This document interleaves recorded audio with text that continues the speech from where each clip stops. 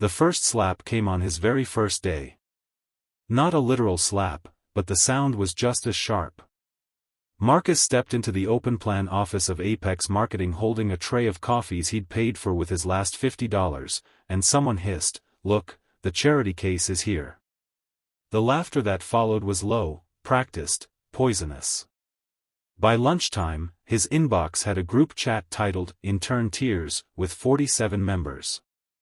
By 3 p.m., someone had taped a sign on his back that read, "Free labor, tips appreciated." He kept his head down, fixed spreadsheets no one else wanted to touch, and smiled like the smile was stitched to his face. Everyone bullied the intern. Everyone except Aaliyah. Aaliyah Jackson was the only black woman on the creative team, 26, loud laugh, natural hair always in some new protective style, and the kind of talent that made senior directors nervous. She noticed Marcus on day one because he was the only other person in the room who flinched when the N-word got dropped, as a joke. She noticed him on day two because he rewrote a deck that was heading straight to the trash and turned it into something brilliant, then put the original presenter's name on it. She noticed him on day three when he ate lunch alone in the stairwell so no one would film him crying. On day four, she slid into the stairwell with 2 slices of pizza and said, "You don't have to hide from me, Marcus Adebayo. I see you." He looked up, eyes red, and tried to laugh it off. "I'm fine." "You're lying with your whole chest," she said, handing him a slice. "But that's okay. I lie too. We all do here. Difference is, some of us get paid to do it." That was the beginning. Over the next 6 weeks, the bullying got creative. They hid his laptop. They accidentally scheduled him for 6 a.m. calls that didn't exist. They made him carry boxes up 12 flights because the elevator is for staff, not interns. Someone poured coffee on his only good blazer and said, "Oops, thought you were the trash can." The women weren't kinder, if anything, they were crueler in that polished, smiling way. They'd ask him to fetch tampons from the store, since you're going out anyway, then post his embarrassed face on the group chat with crying laughing emojis. Through all of it, Aaliyah was the only one who spoke up. "Real mature, Jess," she snapped the day they made Marcus cry in the breakout room. "Relax, Laya," Jess said, rolling her eyes.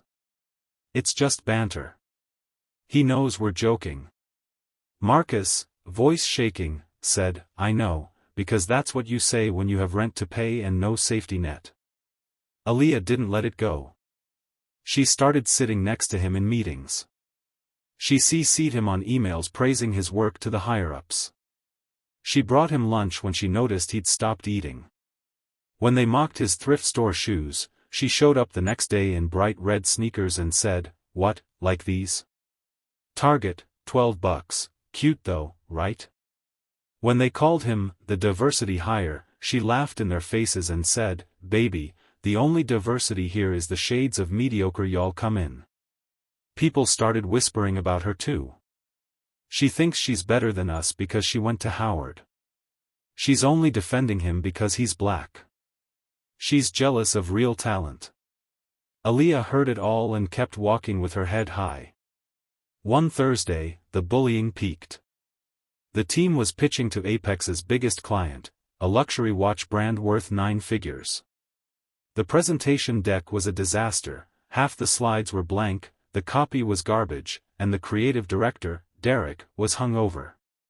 With 20 minutes to go, Derek looked around the room, smirked, and said, "Marcus, you're up. Fix it. Or you're fired before your internship even ends." Marcus froze. 40 pairs of eyes on him, gleaming with hunger. He opened the deck. It was worse than he thought. 15 minutes.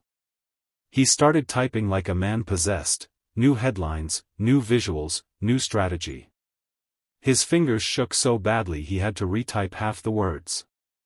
Aaliyah slid her chair next to him, whispering transitions, pulling images from the server, fixing fonts while he wrote copy that sang. They didn't speak, they just worked like two people who had nothing to lose and everything to prove. The client loved it. Standing ovation loved it. The CEO of the watch brand shook Derek's hand and said, "Brilliant work. Who's the genius behind this?" Derek opened his mouth, ready to take credit, when the conference room door opened. A man walked in wearing a navy suit that cost more than most people's cars. Salt and pepper beard, calm eyes, the kind of quiet authority that makes rooms go still. Everyone knew the face from Forbes covers, but no one had ever seen him in the office. He was supposed to be in Singapore. He was Elijah Adebayo. Founder. Billionaire. Recluse. And, as of 30 seconds ago, the new majority owner of Apex Marketing. Elijah scanned the room, then looked straight at Marcus. "Stand up, son." Marcus stood on legs that barely worked. The room was so quiet you could hear the air conditioning breathing. Elijah smiled, small and proud. "That genius you asked about," he said to the client. "That's my nephew. Marcus Adebayo. He's been interning here for 6 weeks. Unpaid. And from what I hear, y'all have been treating him like garbage. You could have heard a pin drop on carpet." Derek went the color of milk. Someone dropped a phone. Aaliyah's hand flew to her mouth. Elijah continued, voice calm but carrying like a judge's gavel. "I bought this company yesterday. I did it quietly because I wanted to see how my family would be treated when no one thought anyone was watching. Turns out, most of you failed the test." He walked over to Marcus and pulled him into a hug. "I'm sorry I took so long," he whispered, just for him. "Your mom didn't want me interfering. Said you needed to earn it on your own. But nobody deserves what they did to you." Marcus couldn't speak. He just held on. Elijah turned to the room. "Everyone who was in the Intern Tiers chat, your access badges are deactivated. Security will escort you out in 5 minutes. The rest of you, new rule, respect is non-negotiable. We start clean tomorrow." Then he looked at Aaliyah. "You," he said softly. "Come here." She walked forward like she was dreaming. "What's your name?" "Aaliyah Jackson, sir." He studied her face. "You were the only one who stood up for him." "I just did what was right." Elijah smiled, the first real smile of the day. "That's rarer than you think. You're promoted. Creative director. Effective immediately. Salary tripled. And you'll report directly to me." Aaliyah's knees actually buckled. Marcus caught her elbow. The client, still in the room and highly entertained, started slow clapping. Others joined in, some genuine, most terrified.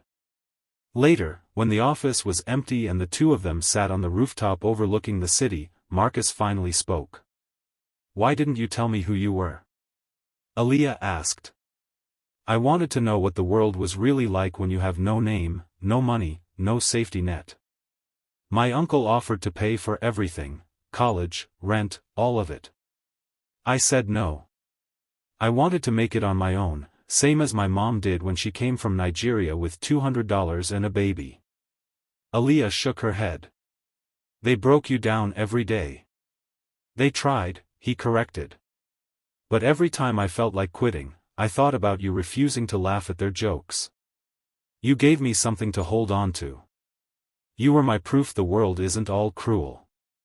She laughed through tears. "I just liked you, Marcus. From the first day. You were kind in a place that eats kindness and spits out bones." He looked at her then, really looked. "Be my co-founder," he said suddenly. "What?" "I'm taking half the company my uncle just bought. We're building a new agency, one that hires kids who look like us, pays interns real money, fires bullies on day one. I can't do it without you." Aaliyah stared at the skyline, then at him. "You're really a billionaire's nephew." "Technically, yeah. And you still took the subway with the broken air conditioning. Every day." She laughed so hard she cried again. Yes, she said. 1,000 times yes. 6 months later, Adebayo and Jackson Creative was the fastest-growing agency in the country. They paid interns $25 an hour. They had a zero-tolerance policy for disrespect written into the employee handbook in bold. And every year on the anniversary of that Thursday, they shut the office down and took the whole team, interns included, to an all-expenses-paid retreat, because Marcus never forgot what it felt like to be invisible, and Aaliyah never forgot what it felt like to be the only one who cared. Sometimes, late at night when the office was quiet, you could find them on the same rooftop, shoulders touching, watching the city that once tried to break them. Marcus would say, "We made it." And Aaliyah would answer, "No, baby. We rebuilt it." There's a difference. And if you're watching this and you've ever felt small, ever felt like the world was designed to make you quit, remember Marcus and Aaliyah.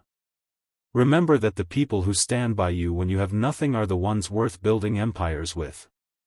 Remember that kindness is never weak, it's the strongest rebellion there is. And if this story moved you even a little, do me a favor, hit that like button, drop a comment telling me about a time someone stood by you when no one else did, and subscribe because next week we're telling another true underdog story that'll make you believe in people again. You are not alone. Someone out there will choose you at your lowest. Hold on until they find you. See you in the next one.